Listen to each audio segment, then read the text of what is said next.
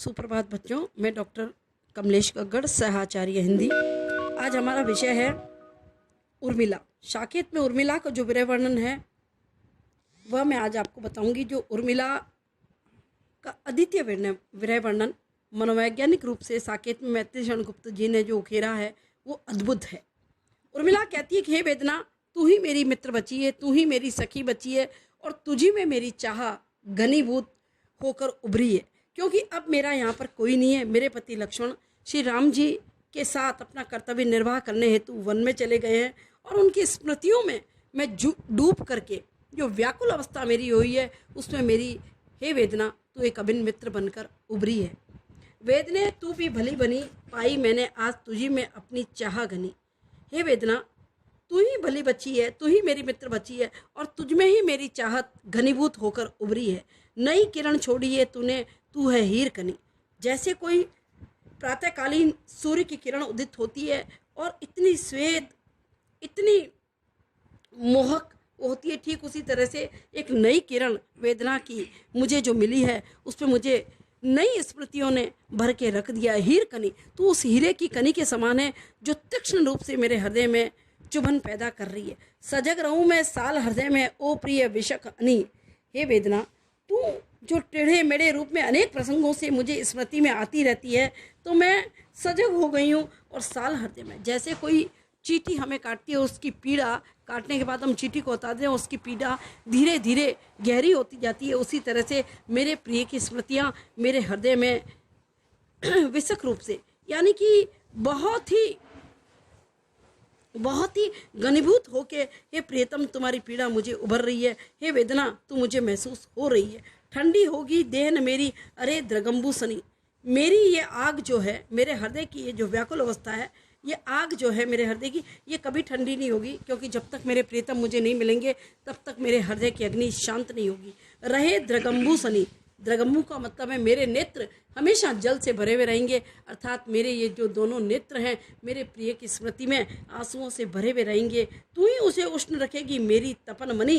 वो वेदना को कह रही है, हे वेदना, हे मेरी मित्र वेदना, तू ही, मेरे नेत्र तो जल से भरे हुए हैं, आंसुओं से भरे हैं, लेकिन तू ही मेरे हृदय की ऊर्जा को, मेरी अग्नि को, मेरे मनोगत भावों को तू ही तीक्ष्ण बना के रखेगी। हे मेरी तपन मणि, मेरे विरह की तपस्या रूपी मणि यानी हे वेदना, तू ही मुझे उष्ण बनाए रखेगी, जागरूक बनाए रखेगी। अभाव की आत्मजे और अदृष्टि जनी। अभाव की आत्मजे का मतलब है कि मेरे प्रियतम की कमी की पुत्री है तू। किससे पैदा हुई है वेदना? उर्मिला के विरह से। इसलिए उन्होंने कहा अभाव की आत्मजे। किसके अभाव में? लक्ष्मण जी के अभाव में। प्रिय की स्मृति में जो भाव जगे हैं वो उर्मिला ने उसे आत्मजय कहा है। और अदृष्टि जनी, तू दिखाई नहीं देती किसी को। हे वेदना, जब तू मेरे हृदय में सालती है, मेरे हृदय को पीड़ा पहुंचाती है तो किसी को दिखाई नहीं देती, लेकिन मेरे हृदय में एक लगातार पीड़ा का अनुभव करवाती है। तेरी छाती है सचमुच उपमोचित स्तवनी, यानी तेरे समान कोई दूसरा हो नहीं सकता। जैसे कोई माता अपने पुत्र के लिए होती है, ठीक उसी तरह से वेदना तू मेरे हृदय में मेरे भावों को सालती रहती है। अरे वियोग समाधि अनोखी तू क्या ठीक ठनी। तूने मेरे हृदय में बड़ी ठीक रूप से पैदा हुई है। वियोग की समाधि, मेरे हृदय में निरंतर वियोग चल रहा है। अनोखी, तू बड़ी अद्भुत है, तू क्या ठीक ठनी। तूने मेरे प्रियतम को और करीब मेरे ला दिया है। ये तूने क्या ठानी है? अपने को, प्रिय को, जगती को देखूं खींची तनी। और तेरे ही कारण मैं मेरे प्रिय को मेरी स्मृतियों में, मेरी यादों में बनाए रख पा रही हूँ। जगती को देखूं खींची तनी, और मैं मेरे प्रीतम के और करीब जा रही हूँ। यह मैथिली शरण गुप्त जी की अद्भुत व्याख्या है। मनसा माणिक मुझे मिला है, तुझ में उपल खनी। हे उर्मिला कहती है कि वास्तव में वेदना मात्र तुल्य है तू, जिसकी छाया में एक राहत है। तेरे ही कारण मैंने वियोग दुख में डूबकर समाधि लगा रखी है। मैं इसी वेदना के कारण स्वयं को प्रीतम के सहित इस जगत में खिंची अनुभव करती हूँ। तू मेरे भीतर ही माणिक्य जैसा मन मिला है, यानी एक माणिक्य किसी को मिल जाए वैसी मेरे लिए वेदना तू है। इसलिए तू वास्तव में रत्नों की खान है, यानी सबसे महत्वपूर्ण है, क्योंकि तेरी वजह से ही मैं मेरे प्रियतम के इतना करीब हो पाई हूँ। हे सजनी, मैं तेरा साथ कभी नहीं छोड़ूंगी, यानी तू मेरी सबसे अभिन्न सखी है। हे वेदना, मैं तेरा साथ कभी नहीं छोड़ूंगी। जब भी तू मुझे प्रियतम से मिला देगी, अर्थात अपने प्राणों के धन लक्ष्मण को पाने के पश्चात ही मेरी विरह वेदना शांत होगी।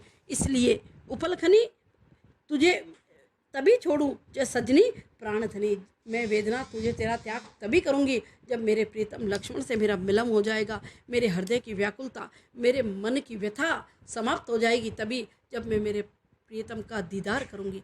ऐसे अद्भुत भावों का जो योग मैथिली शरण गुप्त ने किया है वो उन्हें महादेवी, आधुनिक युग की महादेवी वर्मा के समकक्ष ले आता है। इतनी अद्भुत विरह की व्याख्या जो अद्वितीय बन पड़ी है मित्रों, ये बहुत ही अद्वितीय विरह वर्णन है।